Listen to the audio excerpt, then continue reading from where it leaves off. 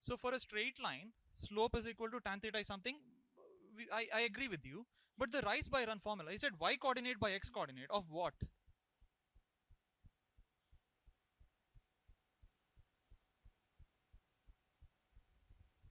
Agreed. Agreed. But where is the triangle here? I don't see any triangle. Huh? Go, from where? From from any point. Okay, let me choose any point. Okay, I start with some random point, and from there join to the x-axis. Could you say it better? Drop a perpendicular onto the x-axis. Okay. All right. Now I'll try to do it in a bit more general way. What you said is y by x will give you tan of that angle. But I'll try to do something more general. I'll pick another random point. Okay.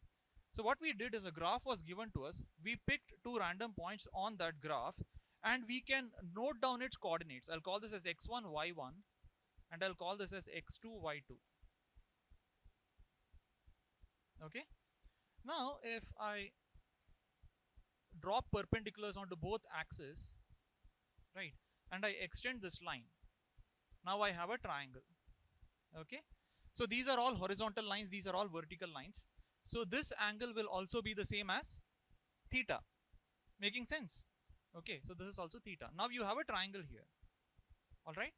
What will this height be of this triangle? In terms of coordinates, y2 minus y1. Let's see if we have a chalk. So, yeah. So this is y2 minus y1. And what is this? x2 minus x1. Okay. Now I will go by his definition and write slope as, let us just maybe see if this is correct or not. Let's start with what he said. Slope is rise by run is what you said. Yeah. Okay. Now rise is the increase in the y coordinate, right? So as I go from this point to this point, the y coordinate increases by y2 minus y1. And as I go from this point to this point, the x coordinate increases by x2 minus x1. Okay. Now do you see that this is equal to tan theta? Because in this triangle, tan of this angle would be opposite side by adjacent side. Is that clear? Right? So this will be equal to tan theta. So as you said, they are the same. You can find tan theta in both ways. Sorry, you can find slope in both ways. Is this fine? So this is how you define slope for a straight line. Why do you care about this though? I mean, it's math. In math, you just do things in an abstract manner. But where would you ever use this? Come in. Is there any interpretation you have for the slope of a straight line? Why do you draw graphs, first of all? What are you doing when you plot the graph of a function? Maybe let's start from something more basic. What is a function? Tell me, please. What's a function? I don't care about textbook definitions, right? If you tell me some way you have intuited it, the way you have understood it, I'll be happy. What do you understand by a function?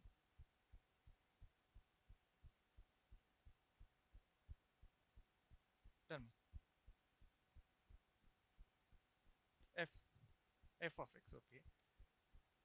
F of x is a function. Now, let's say a child asks you, a 5-year-old child, what is a function? And you tell the child, function is f of x. Have you explained to the child? Will you be satisfied with that explanation? You would want to say more, right? Okay, so I know what you're talking about when you say f of x, but could you give me some more information? Huh? It's a relation that, good.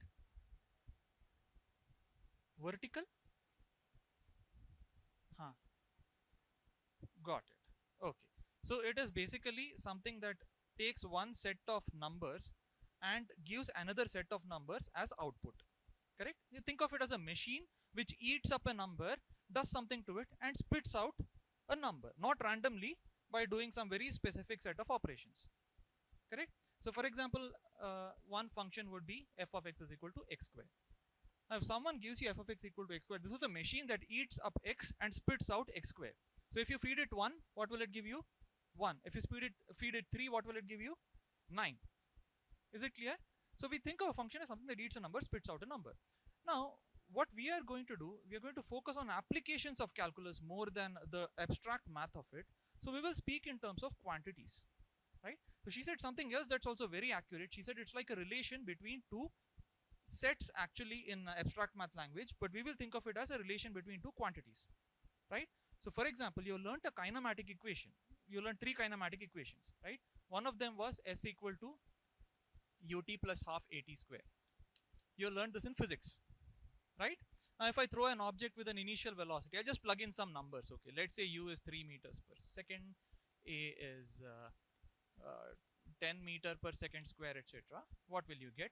You'll get s is equal to 3t plus 5t square. Okay. Now, think about what I did here. What you said here was perfectly right. It's a relation between two set of numbers. But when you think of it from a physics point of view, it's a relation between two quantities, right? Now, this tells you how s is related to time. So I could write, instead of just writing s on the left side, I could write s of t. Why? Because as time passes, the displacement changes. Is it making sense?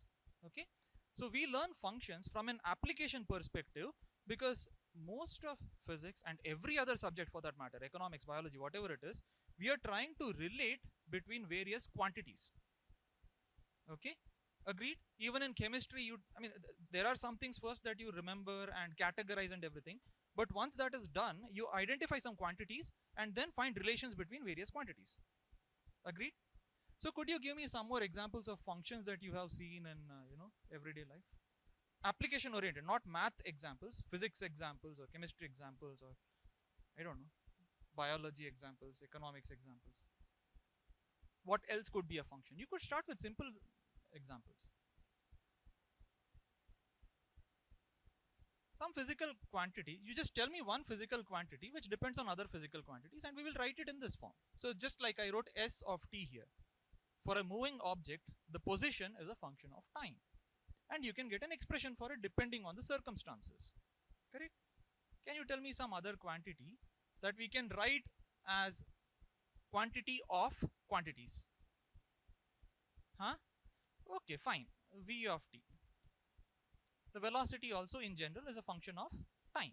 All right, something else. Now something more, this was immediately, if you wrote this, next thing you would say is this. Correct? So in this problem, I could write V of t is equal to, come in. No, V is equal to U plus AT. Okay? Something more, creative. Huh? Average income as a function of what?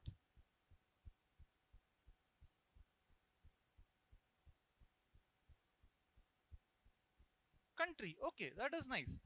This is going to be a little strange though. What you will have to do is you will have to label all the countries with a number. Okay, 1, 2, 3, 4, 5. For example, India could be 1, Sri Lanka could be 2, etc. And then you could write income as a function of that number which stands for a country. Is that okay? This is also fine. Okay, good. So she's saying take the average income, the per capita income of a country can be written as a function. But the problem is if you write I of country, then it's not very clear what the country itself is. It's not a mathematical object. Right? India is not a mathematical object. But you could label them with numbers. Is that fine? Am I making sense or are there any doubts? Okay, something else. Maybe physics only. Physics is much easier to picture, visualize. Can you give me something that depends on more than one quantity, on several quantities?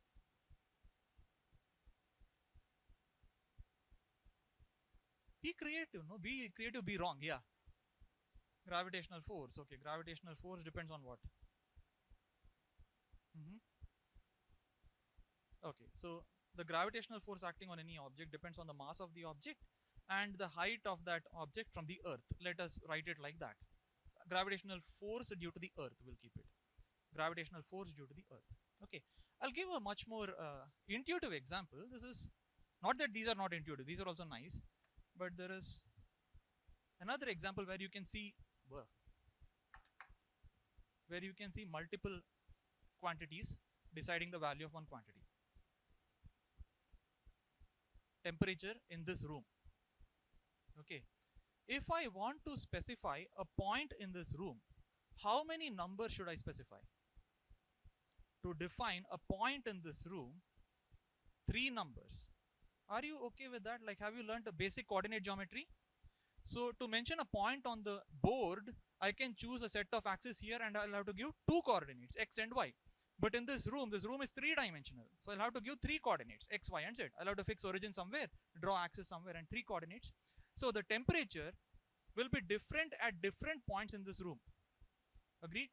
Right under the AC it will be something, next to the door it will be something else, next to window it will be something else. Clear? So temperature will be a function of position, which is given by 3 variables. And it could also be a function of time. We just turned on the AC 15 minutes back. Half an hour later, temperature will be something else at a given point. Right? Now, of course, if you ask me to write how exactly does it depend on it, I have no clue. But we know for a fact that temperature is a function of these quantities. Making sense? So do you have an intuition for what function is used for? All right? Okay. Now, before we proceed, I want to give a warning that what we are going to do is very superficial, because calculus actually is a subject that you actually become happy with at the end of 12th standard. Okay, you start learning calculus at the beginning of 11th standard and you are done learning it, to some level of personal satisfaction at the end of 12th standard, and still you are not done actually. If you choose to do mathematics, you'll learn even more later. Is that clear? So a lot of it is going to be superficial, so I want to give that disclaimer. All right? Okay. Because I told you this is what a function is, but this is not what a function is. If you tell a mathematician that a function is something that relates one quantity to another, he will murder you. Okay. All right.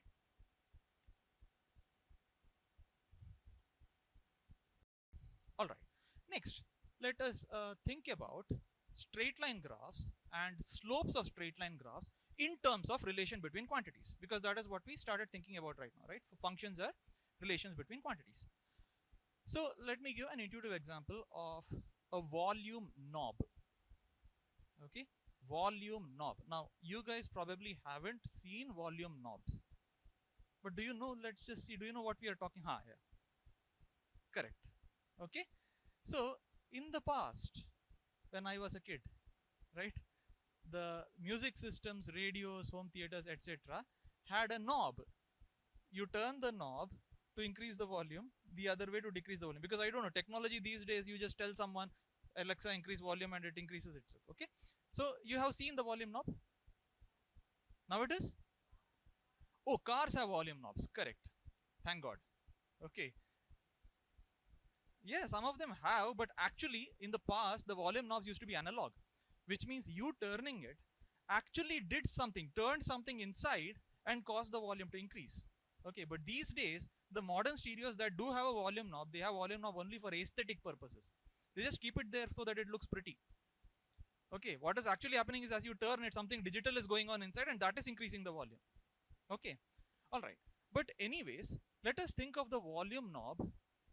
Let's try to represent it as a function. Okay, so the idea is you turn the volume knob, right? Hey, you turn the volume knob, and as you turn it, the volume increases. All right.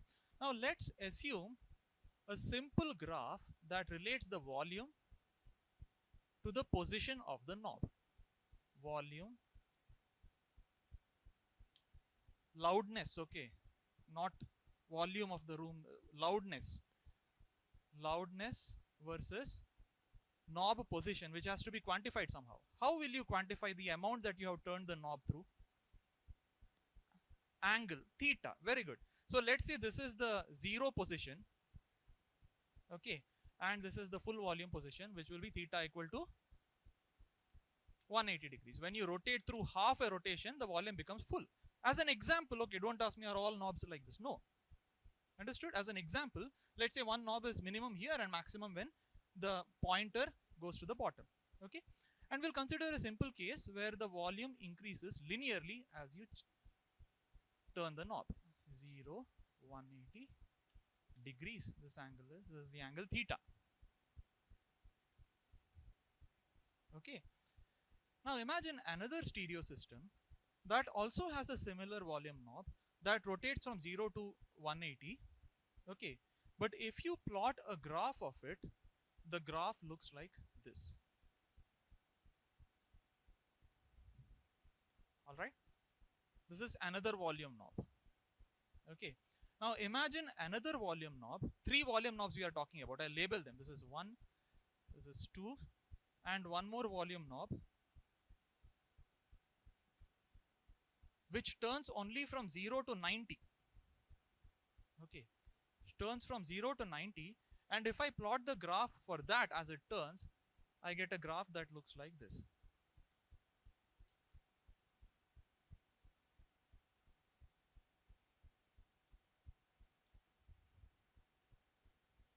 Okay,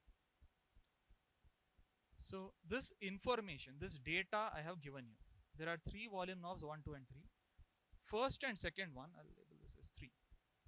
First and second one go from 0 to 180, half a rotation, and the graph for volume goes like this. Loudness, okay. The other one goes from 0 to 90, and the graph is the yellow graph. Based on this, what can you tell me about the stereo systems 1, 2, and 3? Music system 1, 2, and 3. Whatever you feel like, whatever you notice, just tell me one by one. As you, okay, first basic idea, as theta increases, volume increases. That's how volume knobs work.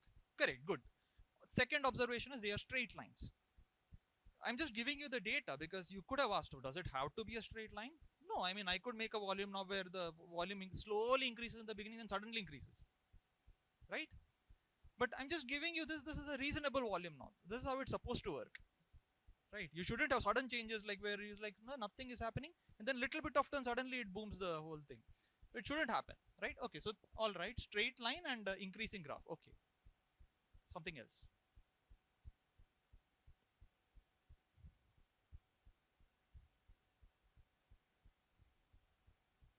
Different volumes, very good.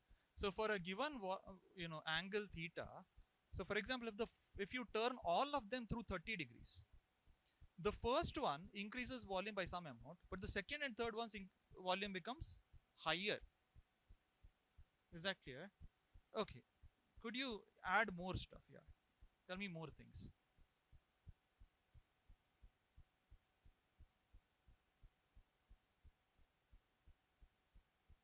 It's just analysis, looking at a graph and telling me stuff.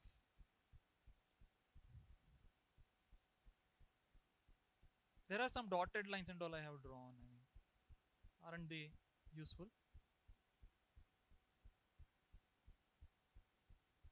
Which one is the loudest? Okay. See, these are things. So this is what analysis is. I want you to just tell me this. You don't want me to ask you. Okay. 2 is the loudest. All right. What about out of 1 and 3, which one is the loudest? 1 and 3 both are equally loud. What is the difference between 1 and 3 then? Huh. Yeah, someone from here I'm hearing. Yeah. 3 is smaller angle. Okay, 3 can rotate smaller angle. Excellent. Very good. So that's what I'm looking for. Okay.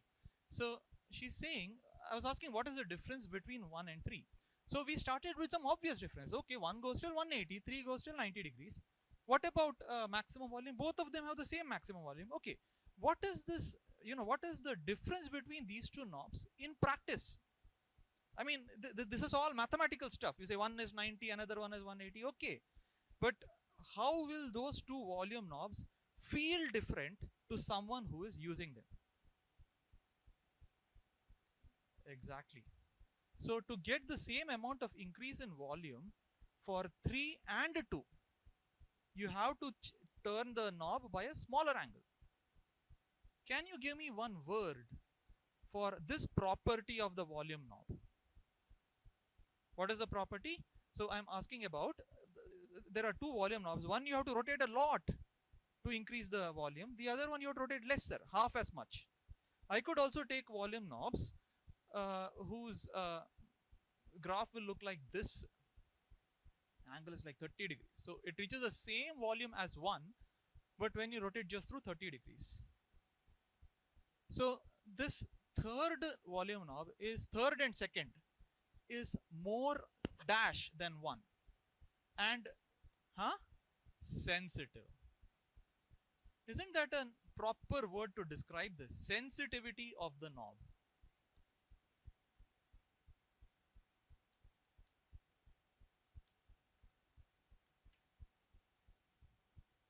Isn't it making sense? Right? Imagine this knob, okay, the fourth one. Touch it and full volume. Won't you say, oh, this is too sensitive? Right? That's what the word sensitive. You touch someone and they start crying, then they're sensitive, right? Okay. This one is not very sensitive. Whereas if I choose another one that's like this,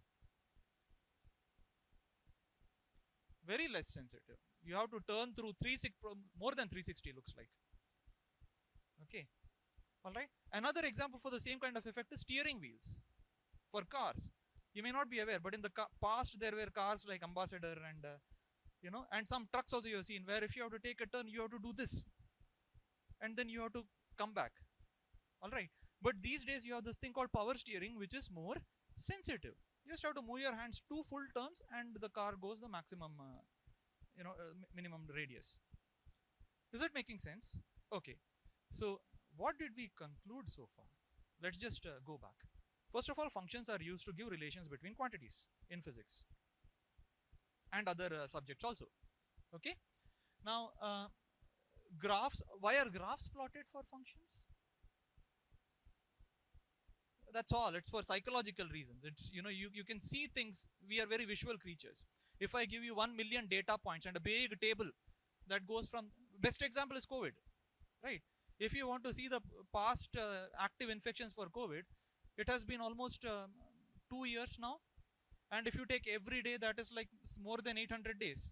If I give you the data of all of that, you'll be like numbers all over the place. But the graph is done, right? Started, increased, peak, went down, increased, second peak, went down. So graphs are drawn so that for us poor human beings, we can easily visualize and see the important facts. We don't care about every single day what happened. We care about when did it start, when was the peak, how much was the peak, when did it go down, how much was the second peak, right? So all the essential data that we care about can be seen in a graph. We use these graphs also for the same purposes. I did not give you a single data point. I mean, I gave you one, this 180 degree and the maximum value. Other than that, I did not give anything else. But you could say, oh, this one is more sensitive than this one is more sensitive than this one is louder than this. That's why we draw graphs. Okay, so that we can see the data visually. Clear? Now the third observation we made is, why do we care about slope?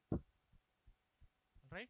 So if you have a straight line graph that relates two quantities, what does the slope stand for? Sensitivity. Okay. And what does sensitivity mean? How, how fast it changes, how one changes when you change the other one, how much it changes. Okay, if the sensitivity is very large, that means the y quantity is changing. It's very sensitive to the x quantity. It's changing rapidly. Okay, so there is another way. You talk about this. You call it rate of change. Okay, the slope gives you the rate of change. How much y changes if you change x by some amount. Is all of this making sense? Okay, all right. So far it is just recall, nothing new has been done. Okay, now maybe we will go to the new thing. So imagine a volume knob that behaves a little weirdly. This is like a not well designed volume knob. Okay, Chinese, yeah, okay. Nowadays Chinese are good, man. I mean, the products are decent. Oh, perfect, got it. Okay, so let's say the volume versus theta graph. Now this graph we are going to use. Okay, so that's why I'm erase the previous one. The graph looks like this.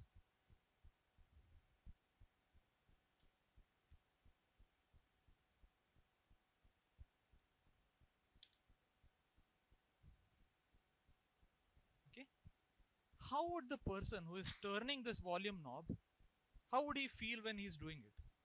I'm not saying happy, sad, but about the volume knob, what would he be thinking as he turns it? Huh? Sudden increase when? towards the end, more sensitive towards the end. The sensitivity, see, you're just looking at the graph and telling me what you understand from it, right? In the beginning, as you increase the angle, the loudness doesn't increase by much, right? But as you increase the angle more and more, the sensitivity also begins to increase. Which you see that after you have reached like maybe 90, small turning will create large increase in volume. And when you are close to 180, even further, small increase and giant increase in volume, right? I could make it even drastic. Okay, I'll erase this, but just to show you.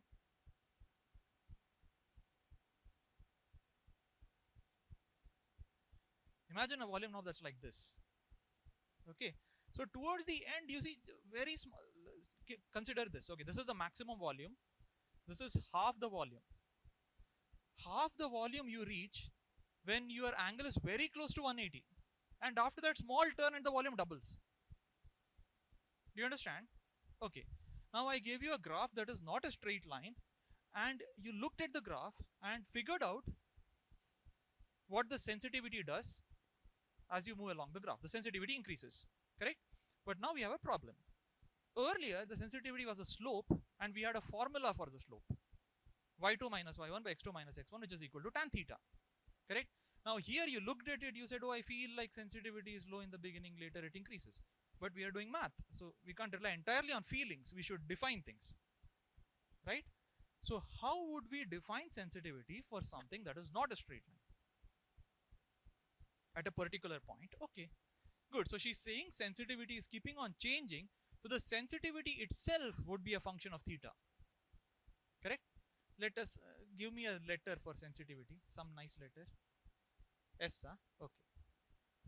S, capital S for sensitivity. The sensitivity itself will be a function of theta. Different points have different sensitivity. Sensitivity is less in the beginning, more towards the end. Okay, but how do you find it? Earlier we had a procedure. If I give you a graph, pick two straight line graph, pick two random points, mark their find their coordinates using a scale. y2 minus y1 by x2 minus x1 gives you slope, and that is the sensitivity for a straight line. But for a curved graph, find the tangent. Why? What do you want me to draw a tangent at this point? I'll do it. Okay, I picked some random point and I drew a tangent at that point.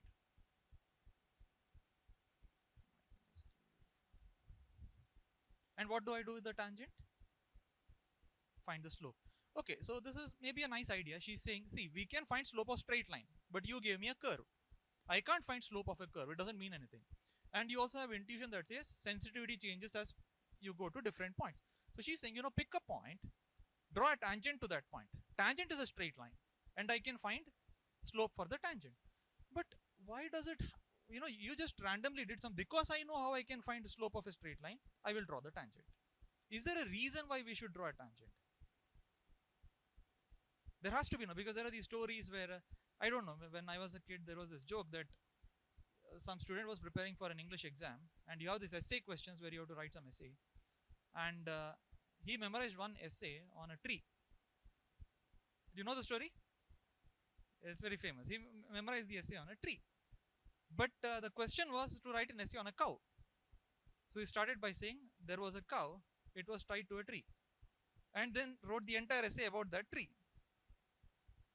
Okay, so we are kind of doing the same thing here. It's like, we learned about straight lines. This is not a straight line, so what, draw a straight line. But actually you are right, it works, but there should be some reason to why it works.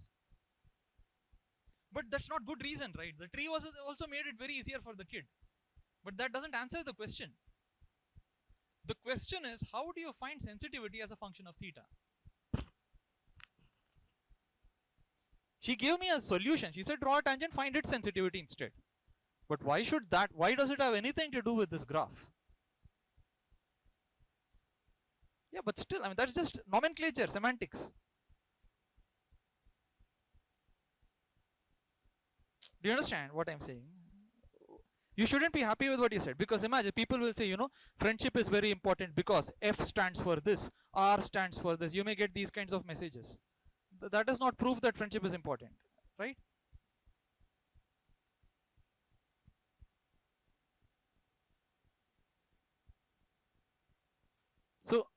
Are you following me so far? What she said is correct. Why is it correct? She said draw a tangent, find its slope.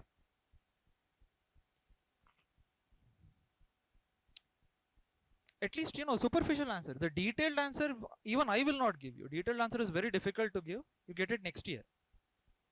But at least a feeling based answer. Why should the tangent work? In what sense? What do you mean by approximate? In what sense is it approximate? He is also right. So please continue along those lines. Some approximate something.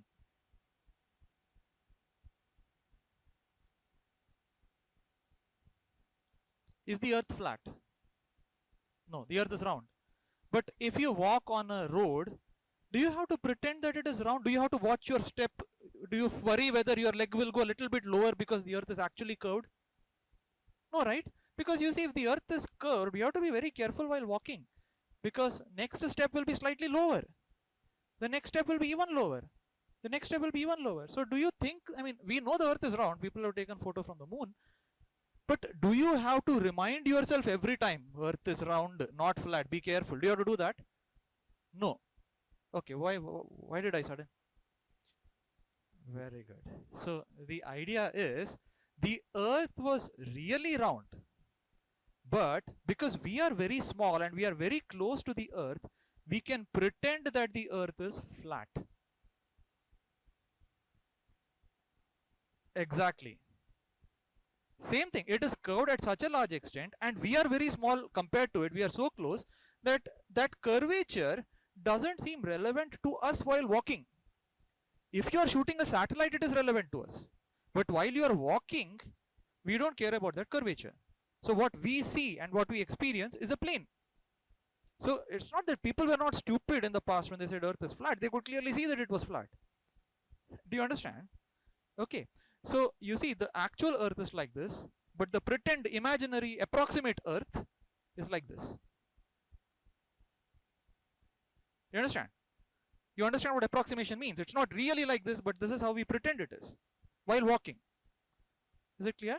So here you actually have a curve, but if you take a small bacterium and put it very close to this and make it walk along this curve, will it think it's a curve? It will think it's a straight line, just like we thought the earth is flat. Clear? So if I zoom into this, I mean, I'm drawing a box here and zooming into it, but actually you should zoom even more farther than this. Okay, you should zoom very far into it. You will not be able to tell apart the curve from this tangent. Is it making sense now? All right. So when you are looking at it from far out, you say, okay, curve is different, tangent is some line passing through the curve. But when you zoom far into that point, the tangent and the curve will begin to coincide. You will not be able to tell them apart approximately. Is it making sense? Okay. So now that we have that established, what we are doing is we are zooming so far in, and at every point approximating the curve with a straight line, and the straight line is the tangent, and we are finding the slope of that straight line instead. Okay, that will give you sensitivity at each and every point, because think about it, if I draw a straight line here, will it have the same slope as the other one?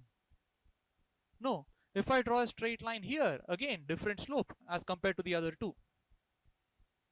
So at every point on this curve, I draw tangents, find slope of all the tangents, and then I get the slope as a function of theta. Is that clear? Okay. Now, if I choose one specific kind of graph, so here I drew one curved graph. Let us imagine this is a parabola. I just want to do one example in detail, because we just, for imaginary graph, I said, oh, it will work. Let's just try it out. Okay. All right. So let's find the slope of y is equal to x square. So this is the example problem. Find slope of tangent for f of x is equal to x square graph at x equals 1. This is the problem. I mean, I'll guide you through this. Does anyone feel like they can already tell me the answer? Like, you might have already learned this on your own. I mean, I hope you didn't, because then it'll ruin the whole thing for you. Is the question making sense? Okay. I told you is x square a straight line? No. So to find its slope is not as easy as for a straight line. So we have to follow the procedure. What is the procedure? Consider a tangent at that point. Okay. And find the slope of that tangent. All right. So let us say, I'll just redraw the graph. I'll draw it over here, the whole board. Okay. Let's say this is x equal to 1.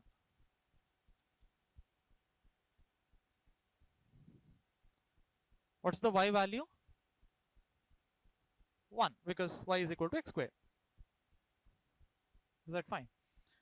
Okay, so now, I mean, geometrically it's very clear. You just draw a tangent and find its slope. But this is not fair, because I just randomly drew some curve and I said it's y is equal to x square. I did not measure anything. Okay, so if I take a protractor and find this angle, will I get the correct slope? No, right? Because I just randomly drew a graph. So we can't do that. So we'll have to do some calculations. All right. So here's what we do. What is the value at x equal to 1? It is 1. Okay. Now what was the claim I made? If I start from this point and change the value of x by a very small amount. Okay. So change the value of x by a very small amount. I can't draw a very small amount on the board, so I will draw big change, but in your mind you have to make sure that it's a small amount. Okay. And then look at what's happening to the curve. The bacteria idea that I told you. Imagine you are a bacteria sitting over here and you travel a small distance on this curve.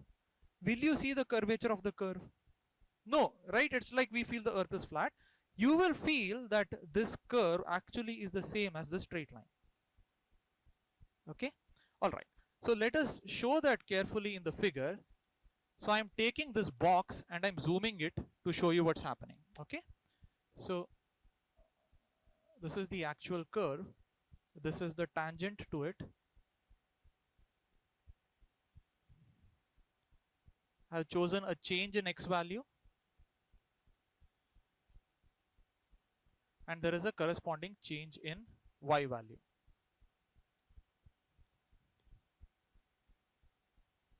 Okay. Basically this box I just zoomed and showed you here, because we need it. Okay, we need the details there. Alright.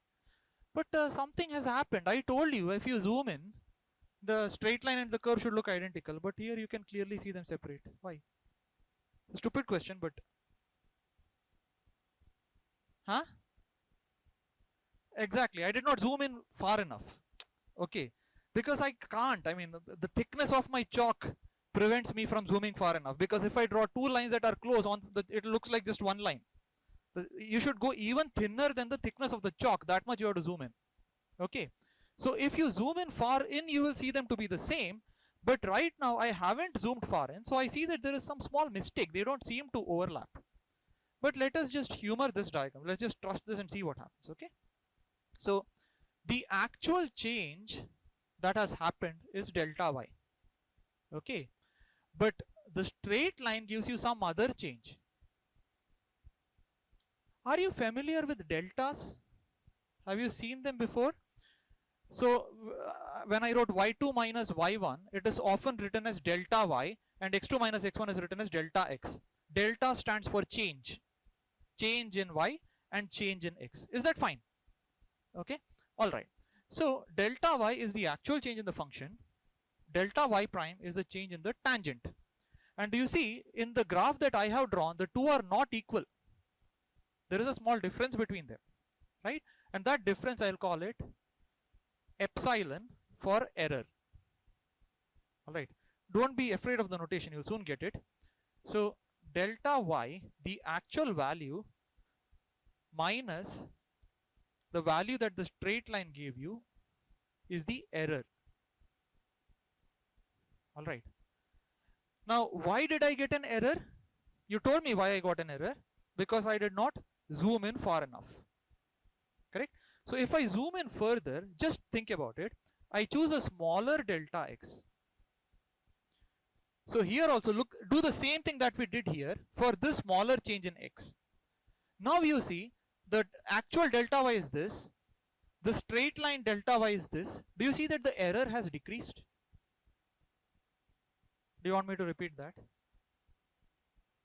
Some of you are doubts. So when I chose a large delta x, this is the change in y for the real curve. This is the change in y for the straight line. What do I mean by real curve? The actual function that is given to us. Tangent was not given to me. I drew the tangent. Right? In the curve that was given to me, this is the actual change in y. This is the change for the tangent. Okay. And what are we doing? We are approximating the curve by the tangent. Just like we are approximating the earth to be flat. Now when I make that approximation, you see, I get an error here. Okay. But if I make the delta x smaller, all right, if I zoom in a bit further than this, what is going to happen? The error is going to be smaller. Even if you don't see it in the figure, just imagine it that as you zoom in further and further, the error is going to become smaller and smaller. Okay. Now here I make a claim for calculus, which right now is just a claim. Okay.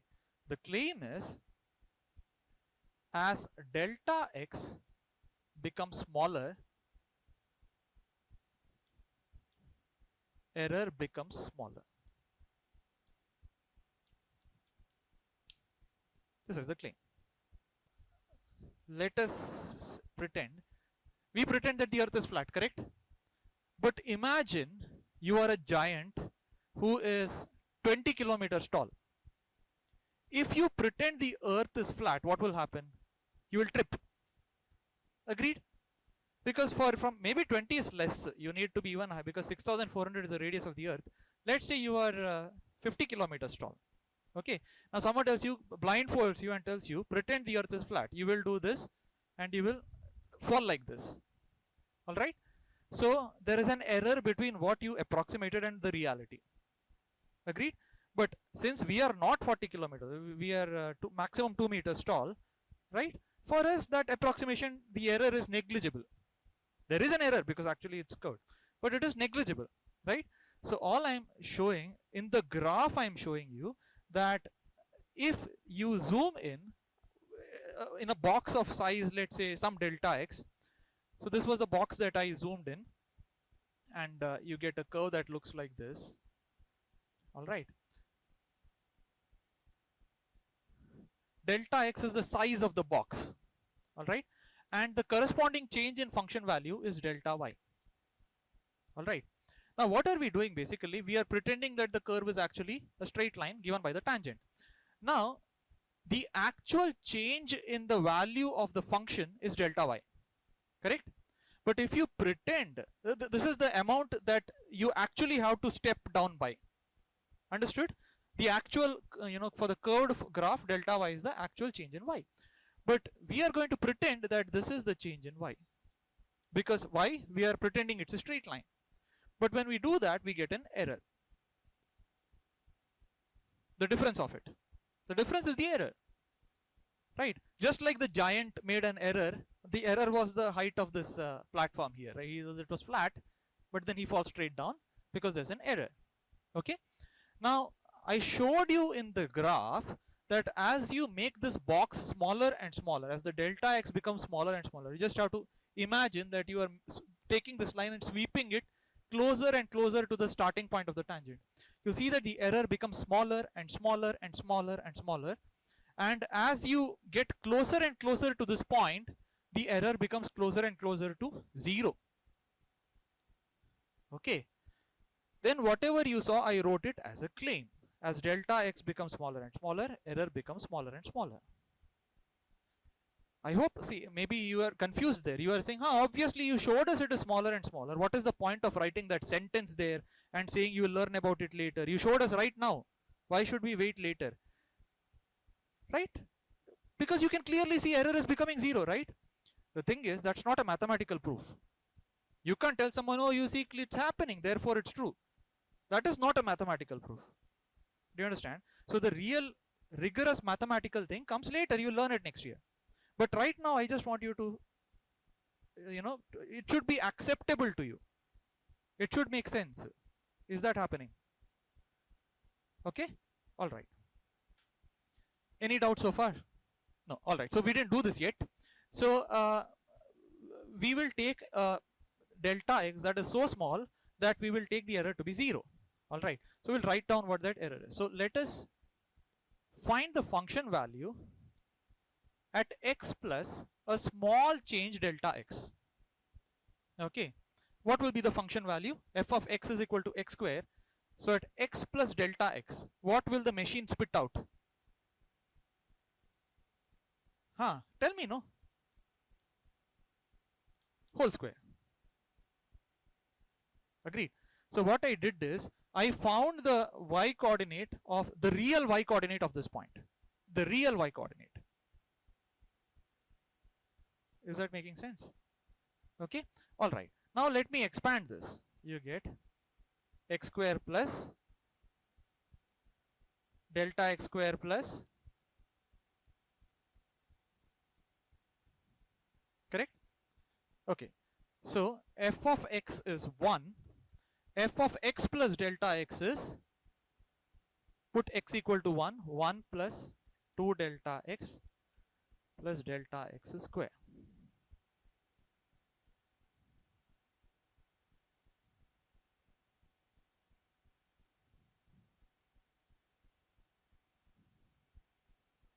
Okay. Did you forget what we are doing? We are trying to find the slope at this point, and for that we have drawn a tangent, and we are supposed to find the slope of that tangent. That is the task. Okay, in between I made a detour where I told you there is an error, but that error is going to become 0. Okay. All right. Now what we are doing is, we are changing x by some amount. Starting from 1, we are changing x by some amount. That amount is delta x. And we are finding the corresponding change in the real function. The change in the function is 1 plus 2 delta x plus delta x square. Delta x is some number. It could be anything. It could be 1, it could be 2, it could be 5, anything it could be. Is that clear? Okay. Now according to my claim, when delta x is very small, as delta x is very small, have you learnt limits? Does this arrow mean anything to you? Delta x tends to 0, doesn't mean, no? Okay, fine. As delta x is very small, error becomes very small.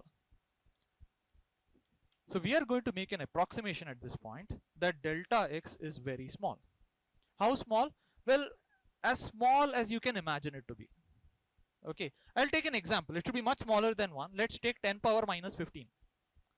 10 power minus 15, 0 0.0000, 14 zeros and a 1. Okay, all right. So just as an example, if delta x is 10 power minus 15, what will you get? 1 plus 2 into 10 power minus 15 plus how much? 10 power minus 30. Now imagine someone gave you this number. Someone gave you this number and asked you to compute it for some practical purpose, not for an exam. Okay. They were like, see, I have a table. They're like, I have a table. And to the table I added, something. And the new length of the table is this much. And he asks you, could you please calculate and tell me what this is? If you're smart, you will immediately do something. You don't have a calculator, you're lazy, okay. So smart means lazy, right? So if you're lazy and smart, what would you do? Ignore? If you ignore everything, so she's saying, you know what, this is 1. This is 10 power minus 15, very small. This is 10 power minus 30, even smaller. So she's saying, ignore only one term. Sorry, keep only one term, ignore everything else. But then if you do ignore everything, then you haven't answered the person's question. The person is like, I have a table which is 1 meter long. I added something to it. What is the new length of the table? And you are saying 1 meter. He's like, no, I added something to it. It should be greater than 1. So you are supposed to make an approximation, but it should be a reasonable approximation. Don't ignore everything. Okay. So what can you ignore? You are supposed to approximate. What would you approximate? Yeah, this is much smaller than this. Okay, the actual answer would have been 1.000014 zeros and a 2, and then 000 some 14 more zeros and a 1, right? But you are saying, okay, this part is really not that important. It makes a small difference only. Understood? So we are going to do the same thing here. Since we are supposed to take delta x very small, why are we supposed to take delta x very small? Because then only the error becomes 0. The error becomes very small. Okay, so we are making an approximation,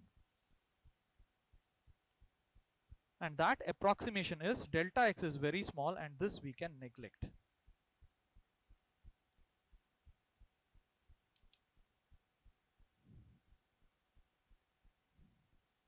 Okay, so you got this is x square plus 2x delta x, which if you now plug in the value of x, which is 1, you get 1 plus 2 delta x. Okay, so we found the function value at x equal to 1, function value for a small increment in x. So how much is the change in the y coordinate as you change the x coordinate? It is f of 1 plus delta x minus f of 1. This is the change in y coordinate, correct? So subtract these two. What will you get? 2 delta x. Okay. Now we proceed to find the slope. Change in y coordinate by change in x coordinate is the slope, right? And that will give you change in y coordinate is 2 delta x, change in x coordinate is delta x, and delta x cancels out, and you get 2. Yeah, yeah, perfect. So when you plot the graph of a function, the y coordinate is the value of the function, and the x coordinate is the value of this variable x. That is fine, right? Okay, so what I did is I chose the value x equal to 1, where you are asked to find the slope of the tangent, and from there I had drawn the tangent, correct? Now what I did is I changed the value of x by some small amount delta x. In our mind, delta x could be anything, but it has to be very small. Okay, so changed it by a small amount, and then found the new value of the function. Okay, this will be the new y coordinate for the new x coordinate. Agreed? Okay, if I subtract two y coordinates, what will I get? Change in y coordinate, that is delta y. So I found change in y coordinate. Okay, now what was the change in x coordinate to start out with? Delta x. Change in y coordinate by change in x coordinate is what we call the slope. Divided the two, change in y coordinate is 2 delta x, change in x coordinate is delta x, divide them, you get 2. So now a quick question, I mean, if you have doubts, you can ask.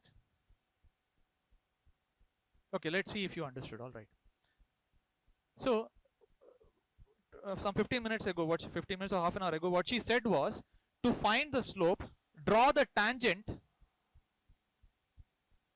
and then find the slope of the tangent. Okay, where have we done that? Where have we found the slope of the tangent? In this entire derivation, what step did we do that gave us the slope of the tangent? The last step gave us slope of something. How do you know it's the slope of the tangent? So you're right, last step is delta y by delta x. This step gives you the slope. But how do you know that that is the slope of this tangent? Which step ensures that? Yeah. Huh? Agreed. Yeah, so we magnified. Very good. So when you magnified, you see that the curve and the tangent are matching. But in my math, where is it? Huh? Delta y is equal to 2 delta x. Well, it's correct that, I mean, that is in here, but that is not the place where it was enforced. Is that why? It's a part of the.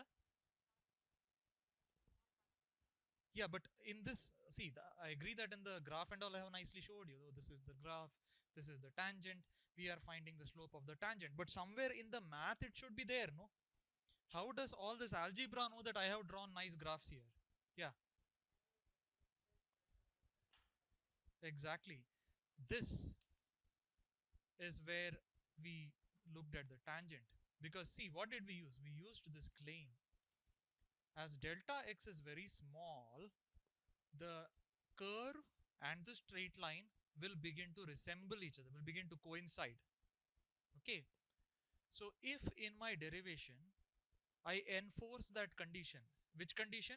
Delta x is very small, then automatically I'll be looking at the tangent. Is it making sense? Okay. So the moment I ignored this delta x square term, I forced that graph, that small graph, to look like a straight line. Okay. So this is crucial to the derivation. Otherwise, what are you doing? If you are not neglecting delta x square term, then you are not assuming it's a straight line. You are taking the actual value, right? You're not making any approximation at all. How will you find the slope of the tangent? What you're doing then is just taking delta by delta x, dividing it. Nowhere are you making it into a tangent. So where did you make it into a tangent? When you took delta x square to be very small, negligible. Right. So if I did this in, so we found the slope of the tangent at one specific point. If I do this at a general point, here I put x equal to 1. Let's not put x equal to 1. Let's keep it as x. Okay. Then what will I get? Could you do that calculation yourself? Do not substitute x equal to 1. Do whatever we did here, but keep x as x. Correct.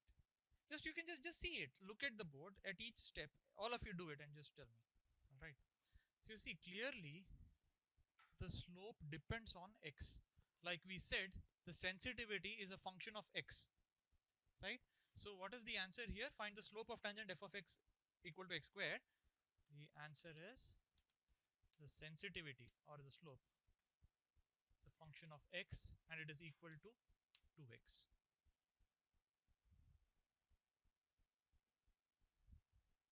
Okay. Now what one of you had mentioned earlier, I mean many of you had said, as you increase the value of theta for a graph like this, or here as you increase the value of x, from the graph you can clearly see that the sensitivity is increasing. Now you see we have the actual function. Won't this also increase as x increases? At x equal to 0, this is 0. 0.5 is 1. At x equal to 1, it is 2. So as x increases, you can clearly see that the sensitivity is increasing here. Is that okay? All right.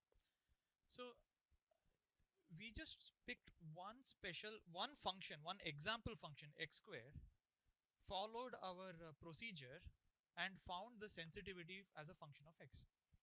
But this can be done for many other functions, all the standard functions that you have, all polynomial like x cube, x to the power 4, root x, 1 by x. For all these functions, you can repeat this procedure and you can find their sensitivity. But at this sensitivity or slope of tangent or whatever you want to call this, right? But at this instant, I'm going to change the name a little bit. We will stop calling it sensitivity and we will give it a different name. We will call it the derivative. Okay. So this is also called the derivative. So what all things do we have? Sensitivity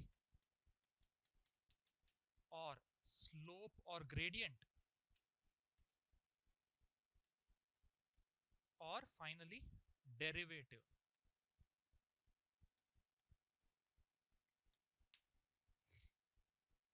And we will create a new notation instead of calling it s of x. The problem is if you call it s of x, you are in trouble, because if I give you three functions, f of x, g of x and h of x, and I ask you to find sensitivity, all of them you'll have to call s of x only, right? So we will create a name where it is very clear whose sensitivity you are looking at. Okay. So sensitivity of f of x will be denoted by f dash or f prime of x.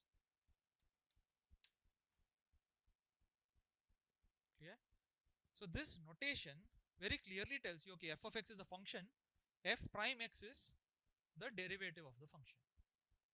To avoid confusion, so if someone gives you a function g of x and asks you to find its derivative, what will you call it? G prime of x. Clear? Okay. So now I will give you the derivative of many standard functions. Not many actually. Have you done trigonometry so far? Yeah. I think for now we will just take a standard derivative. Later we will add on to the list. Okay. So we found the derivative of x squared, but if I give you any general function of the form f of x is x power n. So it could be x square, x cube, x to the power 4, x to the power minus 1, which means 1 by x, right? X to the power 1 by 2, which means root x. So n could be any real number, okay, where n is a real number, any real number,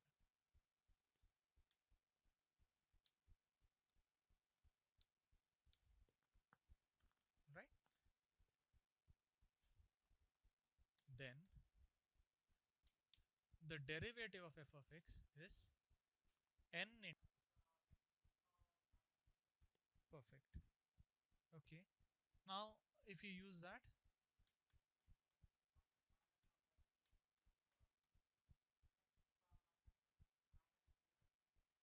minus 1 by 3 minus 1.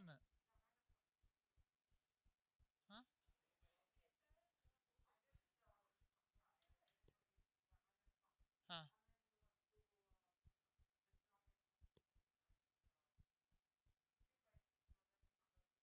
4 by 3, no? Okay.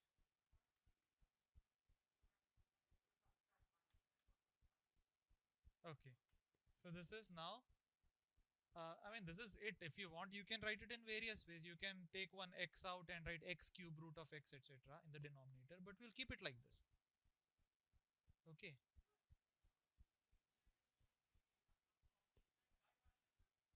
Uh-huh. And I didn't change it into any form. You don't have to. So you want me to change this in some other, you want me to write this in some other way? Okay, we can do it. So 1 by 3. Now x to the power minus anything is 1 by x power something, right?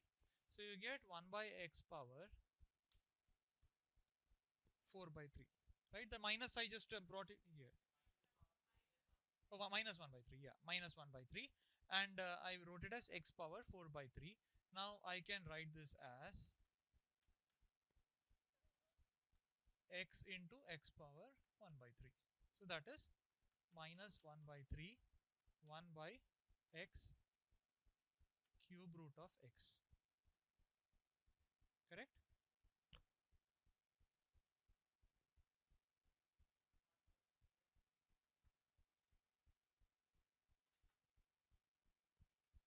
Okay. But the thing is, I mean, here I just wrote it in this form. It's not important to do it because the most general way you can write any power is x power some power form only, right? Why would you want to write something like, so for example, imagine you have x power 13 by 3. This is fine the way it is. I mean, you can write, you can just divide by 3 and 4 times it goes. So x power 4 and then you get a cube root of x. Why though? I mean, this is fine the way it is. Imagine if you x power 1, x power 5 by 13. What would you do then? I mean, why? You can write it as the 13th root of 5 whole power 3. But why go through all that bother? Understood? It's fine the way it is. So if you write it as a fraction, it's fine. Okay. Now the problem is, so we got, this general form. Everyone is happy with this. Okay. All right. Now what if I combine them? So for example, if I write x square plus x cube, right? Or x square plus x cube into 1 minus x square. So I can, make combinations of the things that we know. So there we have a list of rules that we have to learn. By the way, I think two more terms I have to introduce. We introduce a term called the derivative. The process of finding the derivative is called differentiation. Okay, differentiation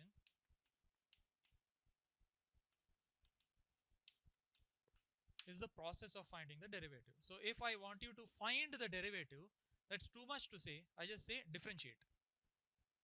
Okay, so differentiate means find the derivative. Is that fine? All right. Second, one more notation I want to introduce is, one notation I introduced for derivative is f prime of x, right? Given f of x, derivative is f prime of x, right? I mean, all right. One more notation is there for the derivative, which is, again, this is a notation. You will realize why this notation is there. D by dx of f of x. Okay. This is just a notation. D by dx means derivative of. You are not dividing by anything. D by dx, how do you read it? Derivative of f of x. It's just a user friendly notation. Just like on your smartphone, there are some things that have icons, right? That icon is very clear. When you look at that icon, you know what it stands for. The camera icon, do they write camera? No, they show a camera, you press it, right? Similarly, this is a user friendly notation for derivative of. You will see how it is user friendly a while later. Right now, just trust me, it's a user friendly notation. Okay, all right. Okay, so first is the constant rule. D by dx of some constant c into a function is equal to c into d by dx of f of x. What does this mean? If in English, derivative of constant times a function is equal to constant times derivative of the function. Clear? So, we have different ways of talking about it. One way is we say take constant out. All right, this is common language that we use. Take the constant out. It's like I took the constant out. Another way of talking about it is leave the constant alone. Right? It's like the derivative is coming to, it's like a machine that is coming to change this, but it leaves constants alone. It just, constant, you go out first. Now I'll mess with the rest of the people. Right? And then it changes this. Okay? The second rule, yeah. So the other way we will have to do some fancy stuff to write it. So for example, you will have to call g of x as c into f of x. If g of x is c into f of x, then g prime of x is c into f prime of x. Okay, so that is why I said this is user friendly. Right. So when you write it like this, we think of d by dx as a, like as a thing that changes the function. The derivative is coming to, eat the function up and spit out another function. All right. So whereas in the g prime, this form, you are just saying, okay, this is the new function which is derivative of the old function. So that's why this is sometimes very useful. But this also has its usefulness. It's very clear what the usefulness of this is. Smaller. That's all. Okay. So the second, there are two notations to stand for the same thing. I mean, often people have two names, right? One is a real name and one is the nickname. Nickname is smaller. Just like that, this is a smaller version of saying derivative. This is the more user-friendly version. Clear? Okay. So the second rule is the sum rule. All right. D by dx of f of x plus g of x. If you take two functions and add them up, then the derivative of the sum is equal to sum of derivatives.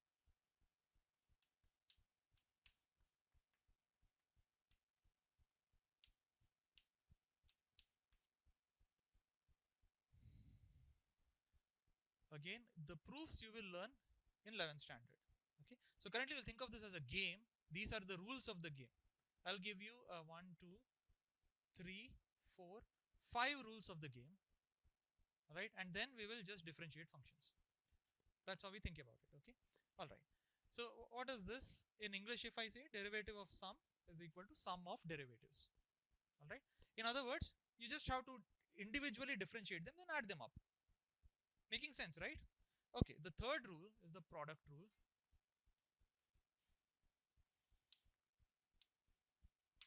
Okay. Now I'll tell you this rule.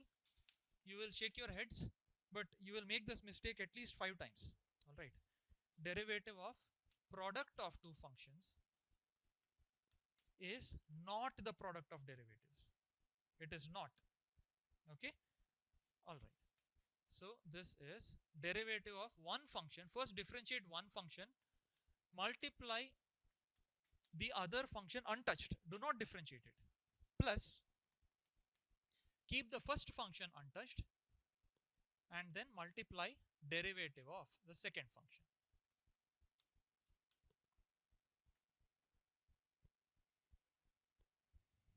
Understood? Differentiate one at a time.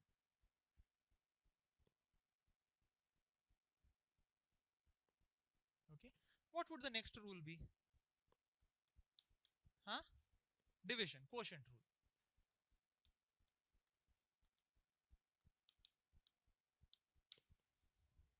Okay.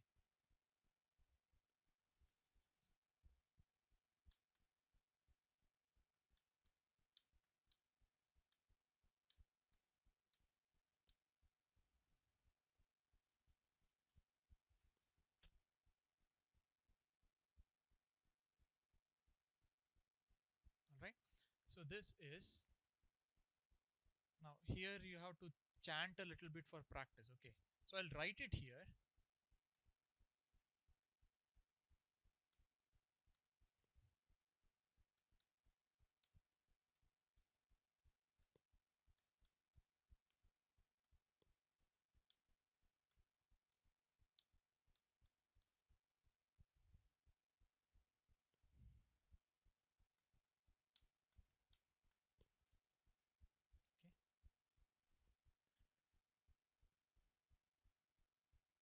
This will look much better in the other notation.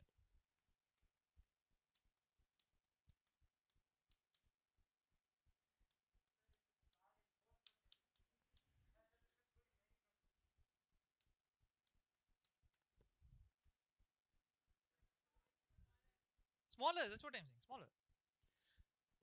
Huh. It's the same. My hand hurt while writing the first one. That's why I'm saying second one is easier. Easier to write down if you're writing on the blackboard. Okay, now I know this doesn't look very good, but you have to remember it and you have to chant it. Now here's how we remember. Not the, because see symbols and all, it's just bunch of stuff you don't remember. So in words, denominator into derivative of numerator minus, order is very important because if you get the order wrong, you get a sign error. Denominator into derivative of numerator minus numerator into derivative of denominator divided by denominator square. That's how I wrote it right now. I did not look at anything, right? I was telling myself denominator into derivative of numerator minus numerator and derivative of denominator divided by denominator square. So make it a part of your morning routine. Chant this 10 times every day. Did I miss a rule? See, constant, no, 5 is there, okay, but still, constant is sum product quotient. One I missed, no? Difference. Do I need a separate rule for difference? You can use these rules to find difference actually. How? Sum rule. Okay. How do you use sum rule to get difference actually?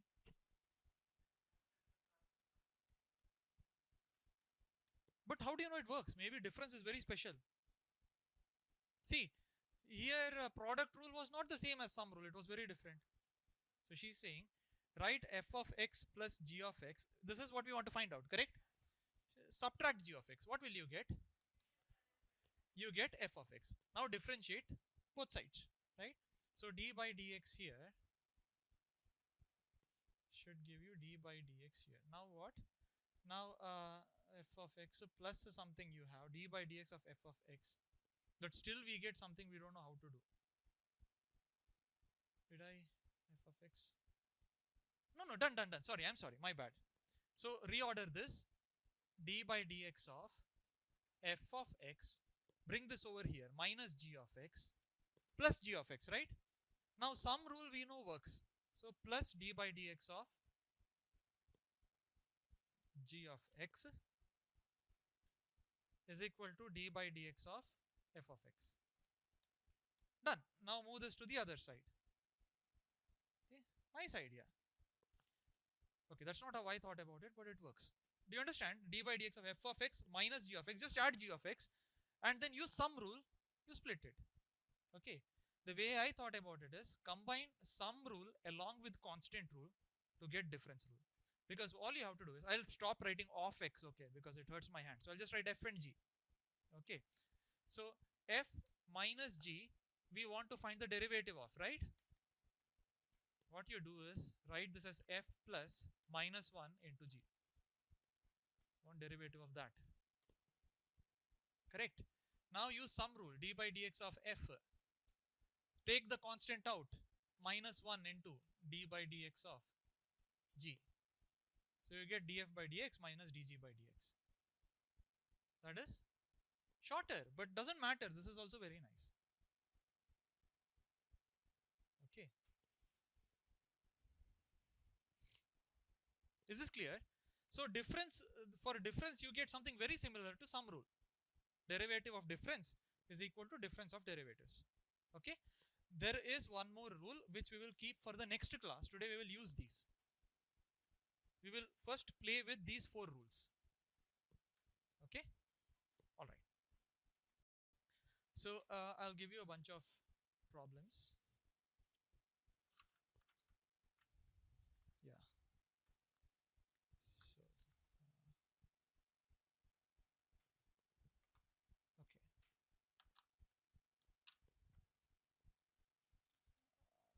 Right here. So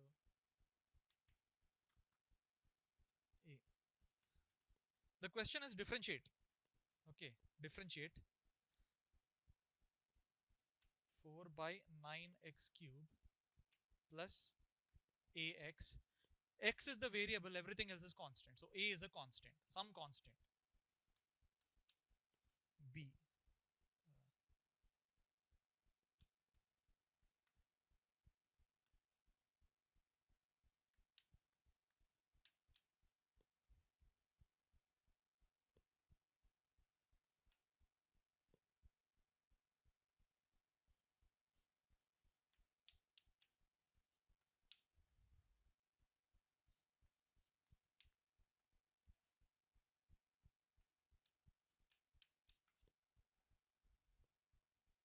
T is the variable. So this is WRT means with respect to T.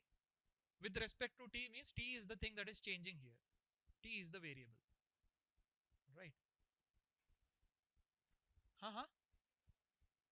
No, I'll do all of them. Yeah.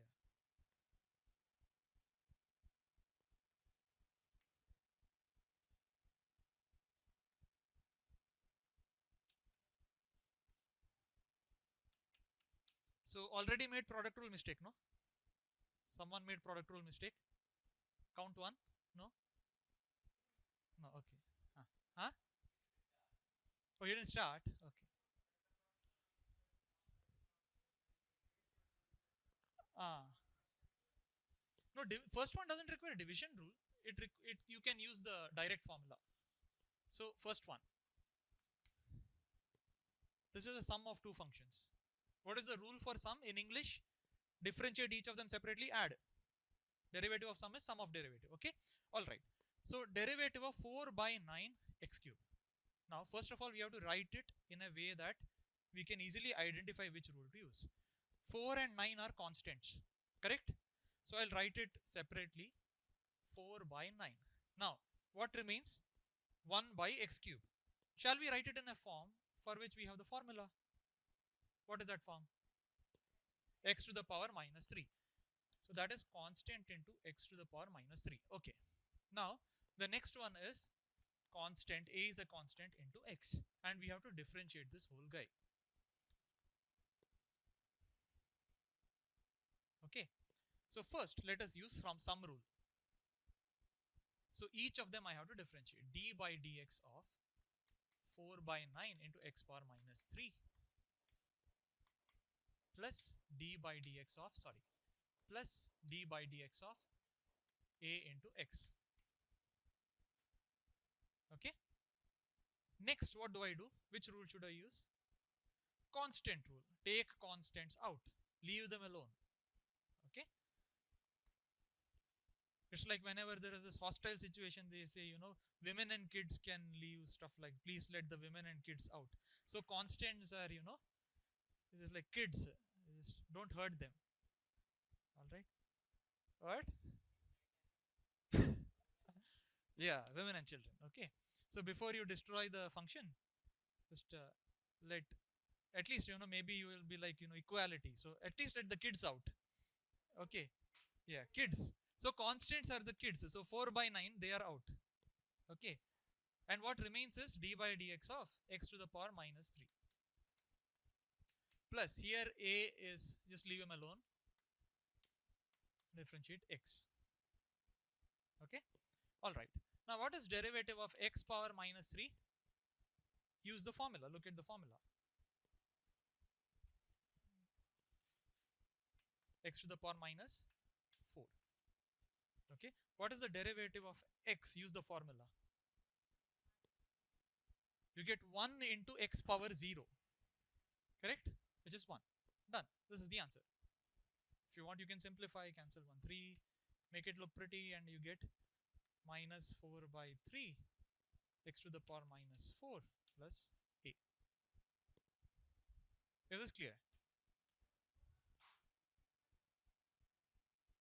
Haha, that is, use the formula. So x power 1, d by dx of x power 1 using the formula is 1 into x power 0, which is 1.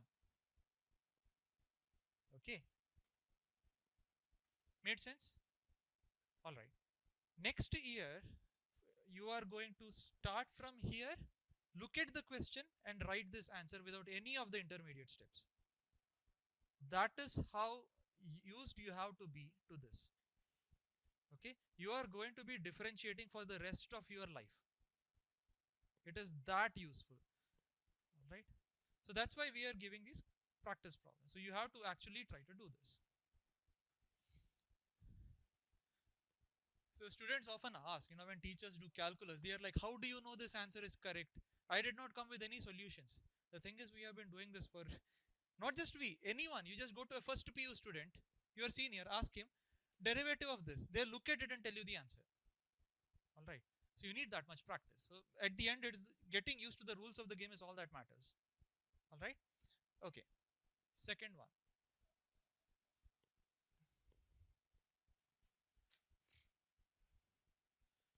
Okay.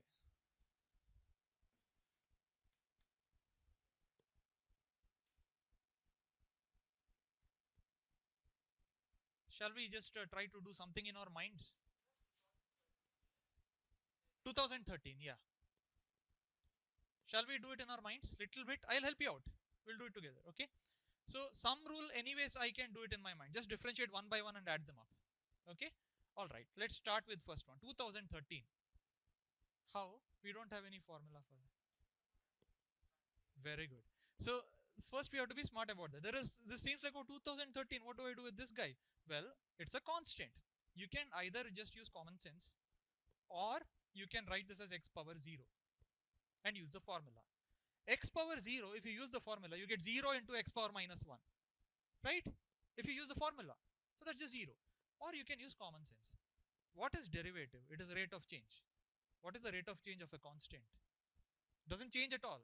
Right? It's like a horizontal straight line. Okay. So derivative of a constant is 0. So let us write that one first. Last term 0. Okay.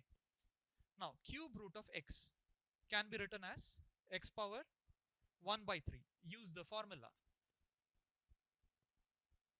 1 by 3 into x power 1 by 3 minus 1, which is minus 2 by 3. Okay. 3 by x can be written as 3 into x power minus 1. 3, leave him alone. 3 is a constant. So 3, I leave him alone. X power minus 1. If I differentiate, I get minus 1 x to the power minus 2. So minus 1 by x square. Okay. I just want to show you it can be done. If you want to write the steps, please go ahead and write the steps. No problem at all. Okay, this is the answer. Minus 3 by x square plus 1 by 3 x power minus 2 by 3 plus 0. So 8 is a constant. What remains is 1 by root t. 1 by root t can be written as t power minus half. Okay. So 8, I'll keep it as it is. T power minus half, if I differentiate, minus half comes down.